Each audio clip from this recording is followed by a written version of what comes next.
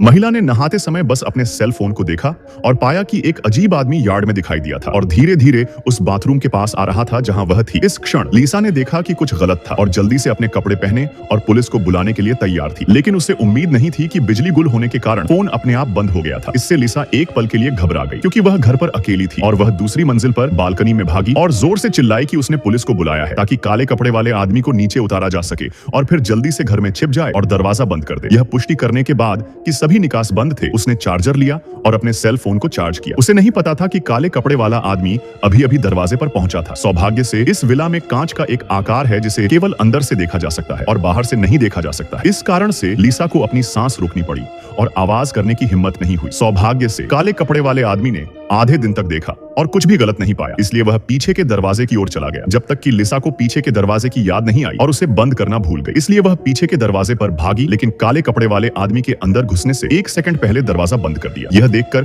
कि काले कपड़े वाला आदमी घर में देखता रहा, लिसा का छोटा दिल तुरंत उसकी भाभी का उल्लेख किया। त्रासदी को रोकने के लिए लिसा ने जल्दी से अन्य निकासों की जांच की जब तक कि काले कपड़े वाला आदमी दूर नहीं चला गया और वह अपने सेल फोन के साथ स्टोर पर भागी। हालांकि जो उसे अकल्पनीय लगा वह यह था कि काले कपड़े वाले आदमी का इरादा छोड़ने का नहीं था, बल्कि वह हमेशा विला के प्रवेश द्वार के आसपास एक रास्ता खोजने के लिए था। उसे एहसास हुआ कि काले कपड़े वाला आदमी अंदर घुस गया था और बिल्कुल नशे में था। लिसा ने जल्दी से पुलिस को बुलाया, लेकिन उसने कई बार कोशिश की और फोन से बाहर नहीं निकल पाई, जैसे कि उसे पड़ोस में बंद कर दिया गया हो। यह पता चला कि काले कपड़े वाले आदमी ने पहले ही अपने घर की नेटवर्क लाइन काट दी थी ताकि लोगों को पुलिस को बुलाने से रोका जा सके, जिससे लिसा तुरंत टूट गई। लेकिन अब वह चुपचाप नहीं बैठ सकती थी। जैसे ही वह गड़बड़ करने की जल्दी में थी, उसे अचानक छत पर धुआं मिला। छत पर धुआं सेंसर ने सोचा कि जब तक उच्च तापमान पर अलार्म बजता है तब तक अग्निशमन विभाग जल्द ही आकर्षित हो जाएगा। लीसा ने सीधे जलाऊ लकड़ी ली और सेंसर के खिलाफ जला दिया। सौभाग्य से उसकी कड़ी मेहनत के बाद उसने सफलतापूर्वक अलार्म बजाया। उसने सोचा कि काले कपड़े वाले आदमी ने अलार्म सुना और भाग गया। हालांकि बाहर काले कपड़े वाला आदमी बिल्कुल भी घबराया नहीं था और सीधे बैग से एक रिमोट कंट्रोल निकाला। उसके छोटे हाथ ने धीरे से इसे दबाया ताकि अलार्म की आवाज को आसानी से काटा जा सके। लीसा के जवाब देने का इंतजार किए बिना काले कपड़े वाला आदमी दरवाजे में घुसने के लिए तैयार था। सौभाग्य से उसके घर का दरवाजा अपेक्षाकृत मजबूत था और काले कपड़े वाला आदमी कुछ ही मिनटों में चला गया। शैतान से बचने के लिए लिसा पीछे से फिसलना चाहती थी और काले कपड़े वाले आदमी के साथ एक पूर्ण रिंग में दुर्घटनाग्रस्त हो गई।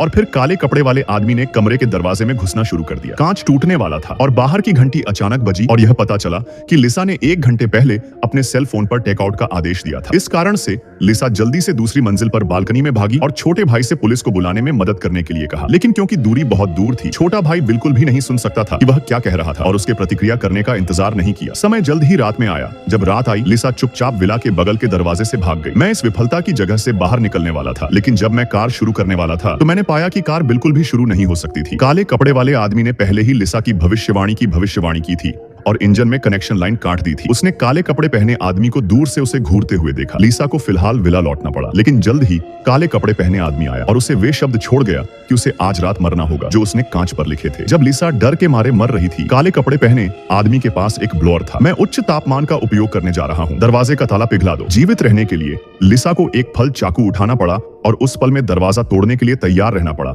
जब काले कपड़े पहने आदमी ने दरवाजा तोड़ा और उसे चाकू से दूर भेज दिया, लेकिन जब ताला टूट गया तो उसने डर के कारण भागने का फैसला किया। मुझे लगा कि घर से भागना सुरक्षित होगा, लेकिन उसका घर एक पहाड़ी के ऊपर था और शहर से बाहर निकलने में कम से कम 1 घंटा लगता था। लिसा के पास फिर से विला लौटने के अलावा कोई विकल्प नहीं था, लेकिन जैसे ही वह अंदर आई, वह अचानक अपने पूर्व प्रेमी के सामने एक आदमी से टकरा गई। इस समय लिसा खुश थी, लेकिन खुश होने के बाद उसे एहसास हुआ कि कुछ गलत था। उसने सोचा कि उसका पूर्व प्रेमी काले कपड़े पहने आदमी हो सकता है जो वहीं टेकआउट बेच रहा था। त्रासदी को होने से रोकने के लिए बिना कुछ कहे उसने अपने पूर्व प्रेमी को चोट पहुंचाई और अपने पैरों से भाग गई। फिर उसने मल्टीमीडिया बॉक्स पाया और नेटवर्क को फिर से जोड़ा। जब नेटवर्क सामान्य हो गया तो उसने तुरंत पुलिस को बुलाया, लेकिन क्योंकि उसका विला पहाड़ी पर था, पुलिस को कम से कम 20 मिनट लगे। इसका मतलब यह भी है कि लिसा को बाकी समय अकेले खड़ा रहना होगा। इसलिए खुद को अधिक समय देने में मदद करने के लिए लिसा चुपचाप काले कपड़े पहने आदमी के पीछे से गई और उसे एक बेडरूम में पलट दिया। लेकिन दरवाजा ज्यादा देर तक नहीं टिक सका। जल्द ही काले कपड़े पहने आदमी ने दरवाजा तोड़ दिया और बाहर निकल गया। सौभाग्य से इस समय लिसा ने घर की बिजली काट दी थी। अंधेरे में काले कपड़े पहने आदमी जल्द ही अपना रास्ता भटक गया। इस समय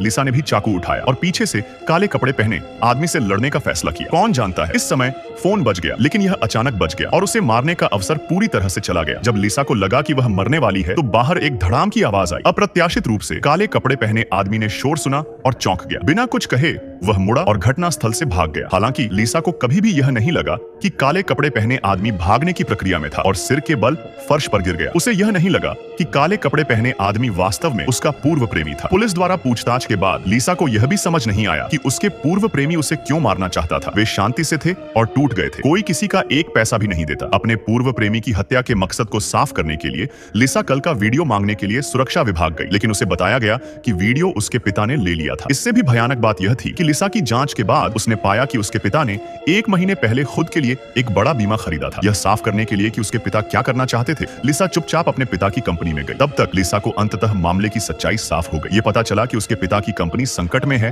और बंद होने वाली है। अब उसे कठिनाइयों से निकलने के लिए बहुत सारे पैसे की जरूरत है। उस पल उसे एहसास हुआ कि उसके पिता काले कपड़े पहने आदमी थे, लेकिन लीसा ने इस मामले को व्यक्तिगत रूप से उजागर नहीं किया, बल्कि जानबूझकर उसे रात में घर पर खाने के लिए झूठ बोला और फिर अपने पिता को 1 गिलास जहरीली शराब दी। जैसे ही उसके पिता ने शराब पी, वह जल्द ही असहाय और लालची हो गया। लीसा की पूछताछ के बाद उसे अंततः उस दिन हुई हर चीज का पता चला। यह पता चला कि मेरे पिता ने जानबूझकर लीसा के होठों का इस्तेमाल अपने पूर्व प्रेमी को घर में फंसाने के लिए किया और फिर उसे मार डाला और उसे लीसा के यार्ड में फेंक दिया। उसका पूर्व प्रेमी वास्तव में एक बलि का बकरा था। फिर लीसा ने कहा कि उसने जो जहर पिया था वह बेस्वाद था और 2 घंटे में दिल का दौरा और मौत का कारण बन सकता था। अपने पिता से बदला लेने के लिए उसने अपने पिता के लिए एक बीमा भी खरीदा था। जब तक उसकी मृत्यु की सूचना लिखी जाती है, उसे बड़ी मात्रा में मुआवजा मिल सकता है और उसके सभी कार्यों ने अभी निगरानी के क्षेत्र से बचा लिया है। भले ही पुलिस अपना सिर तोड़ना चाहे, वे यह पता नहीं लगा सकते कि हत्यारा कौन है। कहानी के अंत में लीसा ने सफलतापूर्वक सभी मुआवजा प्राप्त किया और पैसे के साथ शहर छोड़ दिया और अपने जीवन के शिखर पर पहुंच गई। यहीं फिल्म समाप्त होती है।